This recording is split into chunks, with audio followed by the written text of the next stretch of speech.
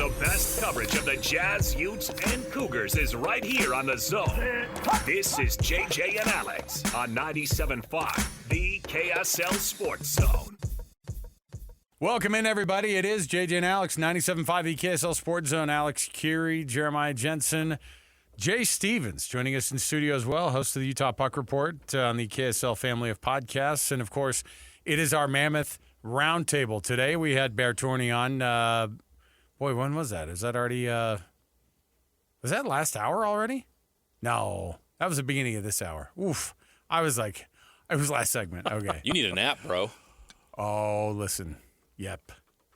Yes, I do. Hey, but hockey season starting up. No rest for the Wicked here. Speaking of the Wicked, he's Mike Folta. He's the radio play-by-play voice of the Utah Mammoth, joining us on the program. Mike, we haven't heard from you in the offseason that much. You must have had a heck of an offseason, man. Welcome back to the program, brother. Good to be back, guys. We just touched down here on the other side of the Rockies. I'm looking out my hotel window, and I tell you what, that John Denver was full of it, man. I know. Like Salt this is Lake what we out here. said. Bogus. Look, you are such a Utahn now too, Mike. When you get to Denver, you talk trash immediately about the. I call it East or West Nebraska, and it Denver's is, basically West Kansas. West Kansas. It's not the when people picture a mountain city. They're picturing Salt Lake City, and they go, boy, Denver's beautiful this time of year. Like, nope, that's us, man. Yes, but we were just talking with Bear last segment, and he's pumped about this thing getting fired up. How's your prep going, getting this new roster into your head and these guys? How was your training camp? Well, the prep's locked and loaded. Camp was good. Camp was had some intrigue to it where you have a new guy like JJ Peterka coming in, and he's expected to slot in with some of Utah's top guys, and so excited to see how he joins the mesh. And then you have a young up-and-comer, a guy who is kind of one of the fruits of the rebuild that Bill Armstrong has been preaching to us over the last few years. Dmitry Simashev, he comes out and makes the team as a 20-year-old defenseman coming out of Russia, former 6th overall. And hey, you get to match up against one of the odds-on favorites to win the Stanley Cup this year in the Colorado Avalanche, who absolutely bludgeoned the LA Kings down in LA just last night. And so it's a great test for a Utah group with a lot of expectations. You mentioned some of the great storylines that we're going to be following with this team as they enter the season. Who's an X factor for you? We know that Peterka, Cooley, Gunther, those are stars. Clayton Keller's your captain. Who's the X factor for you on this roster? I think Lawson Krause is in there. In Bear's words, he said he had a hell of a training camp. That's how he described number 6'7". How about that? Wow. For the pop culture reference. Look at that. The kids will love that, Mike. Yeah. You guys, I'm not even sure you guys know what I'm talking about. But the TikTokers out there are on the beat. That was so mid. That was so Ohio. Good rebuttal. Strong rebuttal. But Lawson Krause, the associate captain, had a down year statistically last year. Now, he's also in a bit of a lesser role just because some of the young guys are kind of pushing through the cracks in the sidewalks and taking some of that top ice time. So he's not in the same role, but he's an authoritative figure out there on the ice. He plays a hard game. He looks really good in camp and in the preseason so far. And I think he is poised to have a much better year than what he had last year. That's one of the things I kept saying last year is that, people kept talking about his numbers being down, but I was like, okay, but he's in a different role, so of course his numbers are going to be down. You don't expect third line, fourth line guys to have, top 6 numbers. But who on that who surprised you the most during training camp this year?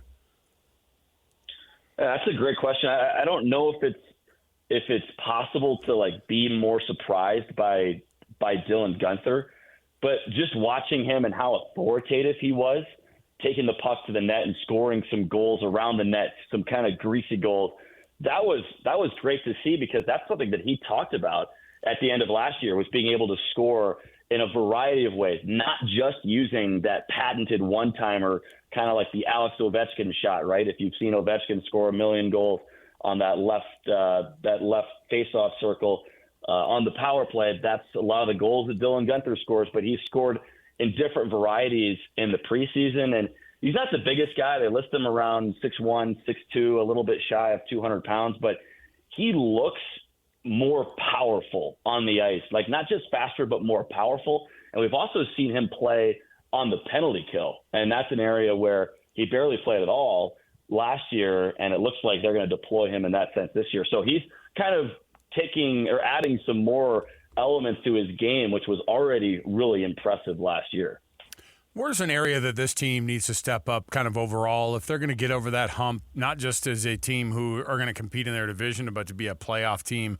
Where do you look at and you go, look, the reason that they went out and got more points or, to bolster that defensive line, they did all of those things, but where was it that you looked at and you went, man, I bet they're going to have to address this in the offseason, and did they do it?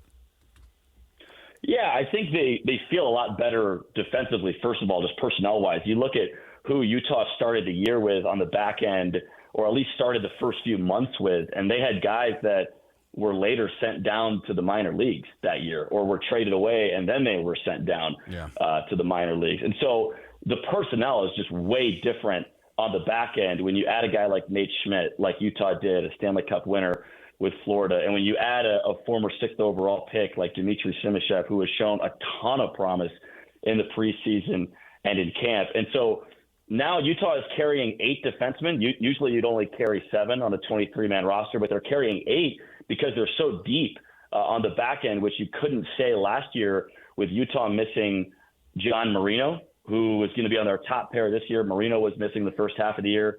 And then Sean Dursey got hurt in the 4th game of the year last season and missed 50 or so games. And so I think just the personnel is a huge improvement on the back end this year. And then something that Bear was talking about to us about in training camp, 2 of his themes, mental toughness and consistency. There were times when Utah lacked that consistency last year, and that's kind of to be expected for a young team. But think about the start that Utah had last year. They win an unforgettable inaugural game against Chicago, and then they go on the road. They win in overtime against the New York Islanders. They win in overtime against the New York Rangers on a Saturday night in Madison Square Garden, and then they play at 1 o'clock at Prudential Center in Newark, New Jersey on a Monday, and they lay a 3-0 egg, right? Like a lot of teams would fall into that trap, but those are the games that Utah needs to avoid. And Utah's longest win streak last year was 4 games. If Utah wants to make the playoffs, they're going to have to rip off 5, 6, 7 in a row at some point, and you need consistency and maybe a little dash of luck to be able to do that. We didn't see it much on the ice in the preseason, but you've had a chance to see Logan Cooley, Dylan Guenther, and J.J. Peterka together as a line. What are your thoughts on that line, and what can they accomplish this season? Well, we've seen Peterka with Cooley, and then we've seen Peterka with Guenther, and they've been unbelievable together. And that line is going to be – I was just talking with Dominic Moore, and we were recording something for Mammoth Daily, and he was talking about that line being one of the most exciting but also most productive lines in the NHL, and certainly one of the most productive young lines in the NHL. Peterka is the elder statesman at a ripe old age of 23. And then you got Cooley, who's supposed to be a senior in college. He's 21. And Dylan Guenther just turned 22. So there's a ton of speed. And one thing Dom was telling me about, and he knows his stuff. He played 900 games in the NHL, but he was kind of warning us a little bit at the start. It'll be interesting because we haven't seen the 3 of them together a ton in the preseason. Cooley was a little bit banged up. But this group really wants to produce and is going to try and assert themselves as that top group. Don't be surprised if there's some miscommunications or if they bump into each other here and there and things like that in the first couple games, especially when you have a tough test like Colorado tomorrow night. Mike Folta, he's the radio play-by-play voice of the Utah Mammoth, joining us here on our Mammoth Roundtable as we get ready for this season. From a non-play-by-play voice, just a guy who loves hockey, what do you look forward to the most with these guys? Oh, man, I tell you what, like I got a taste for it at the end of the preseason because we started the preseason on the road, right? And preseason on the road, like you fly in, you fly out, you don't even have a chance to enjoy each city. But the 2 preseason games at home, like, did not feel like the preseason games that we experienced on the road. Like Delta Center was full for the preseason, and so I think. And this sounds like a company guy answer right here, but just being back at home and watching this team at home, I'm really excited for because the atmosphere in the preseason was unbelievable. And Utah wasn't all that good to start the year at home. We talked to the guys, we talked to the staff about this extensively last year, but there were a lot of jitters for this team playing at home last year and trying to impress a new fan base and maybe trying to do too much. And now with this group being at home or at least being more established in the community than they were at this point last year, I'm excited to see this home ice advantage unleashed and in its full force. Yeah, and it seems like being at home now, they actually have a home. I mean, the Oval was amazing, and they did a great job with the time that they had. But having a place like, Southtown is just going to be phenomenal to keep them at home. And we start looking at the roster now, and I'm looking at the stats last year. And if you take those 13 overtime losses, right, and that gets you into the playoffs, do you think that now this comfort of home and having all these kind of first things out of the way, that gets you over the hump? Yeah, I think especially if you look at the schedule too, a lot of home games on the back end. And so this team will have a great opportunity, kind of like what we have here the end of this weekend. This team will have a great chance to bond on the road and then kind of get that home ice advantage in spurts in the first half of the year and then really lean on it in the second half of the year. If you remember back to last year, Utah came out of the gates like gangbusters. They scored 16 goals in the first 3 games of the year. And, we're starting to try and figure out the parade route. Like, is it going to go downstate? Like, where are we going to circle it back to Delta? Like, do we have a float for JJ and Alex? I mean, is Jay, like, pounding beers out there in the crowd? Like, we were starting to look ahead. But that was kind of a lot all at once, it felt like. And after those first few games, and just to add to that point, Utah played in 4 home openers last year. So that's 4 games where the building is supercharged. You had one at home, your own home opener, and then you also had the Islanders, the Rangers, and Anaheim. That's just a lot of, like, energy.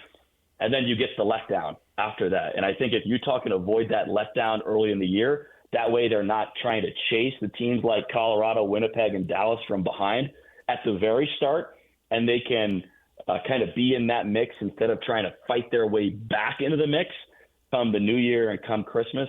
I think it's going to be I think the conversation is going to be different in terms of how close Utah is to making the playoffs. And there's just more talent on the roster as well. You have to factor that in.